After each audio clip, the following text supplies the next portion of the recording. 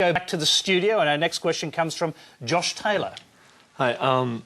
We've heard all week from Cardinal Pell about how World Youth Day is for everyone in Sydney, but there's a lot of gay residents in Sydney, and we know the Pope has quite a negative stance on homosexuality. So what place do the gay residents have in World Youth Day? Angela Shanahan, let me come to you.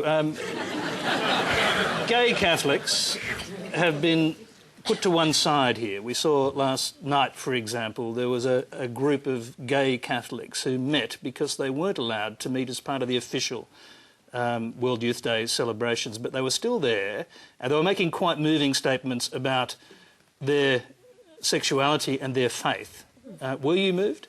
I actually didn't see that, but I have investigated this problem myself quite a bit, and I'm very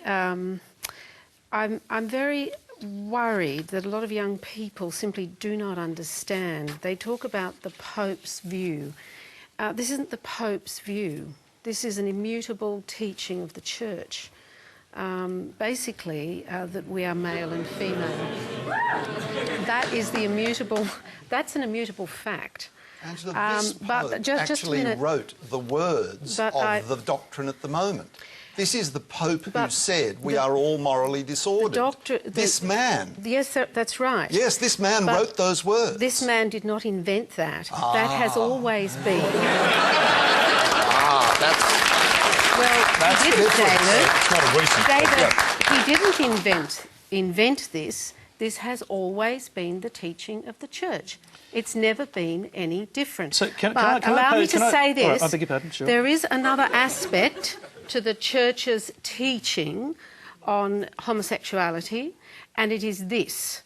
Every single person on this earth, whether they are gay or straight, is God's creature, and he loves them, right?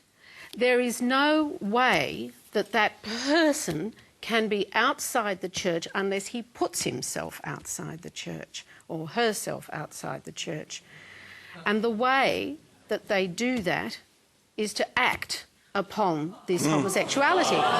So the point is... To have sex. Yes, because if you have homosexual sex... That's it. Now, it's a long explanation, and I don't want to stand up here as a theologian, but what you are doing, in effect, is making your body an empty vessel for sex, and the Church teaches that sex is fundamental to creation. In fact, sex is a holy thing in Catholic teaching.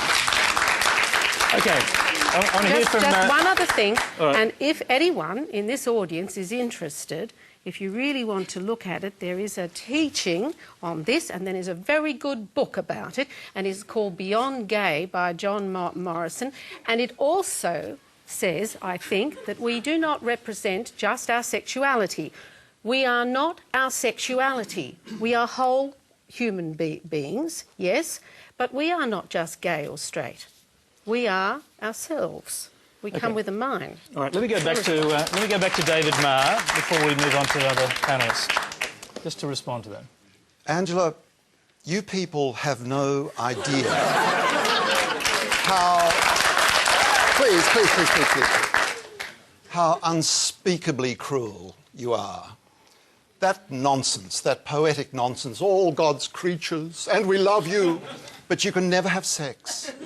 You have to live your life an entirely sterile life without sex. Not how would you go, Angela, tell me, how would you go as the mother of 9 children never to have sex in your life because the Church defines I am the mother of 9 children. But how would you go? How would you go being celibate your entire life in order to meet the holy requirements of your Church? That's very difficult. I don't say hard, it's easy. But it's for holiness, it's necessary. It's not it is always so right. unspeakably nasty David, and cruel. It's not always right even for straight people to have sex. Sometimes straight people are called to celibacy too. They can be called to celibacy, but your lot don't allow people to be called to celibacy. They're told they have to be celibate. They can't have offices in the Church. They can't be employed by your Church. They go to hell if they have sex, but they're deeply loved They're all God's creatures. Okay, all right. I'm sorry, I have no It's not true no that they patience with it can't be anymore. employed. It is just bigotry and cruelty and hatred.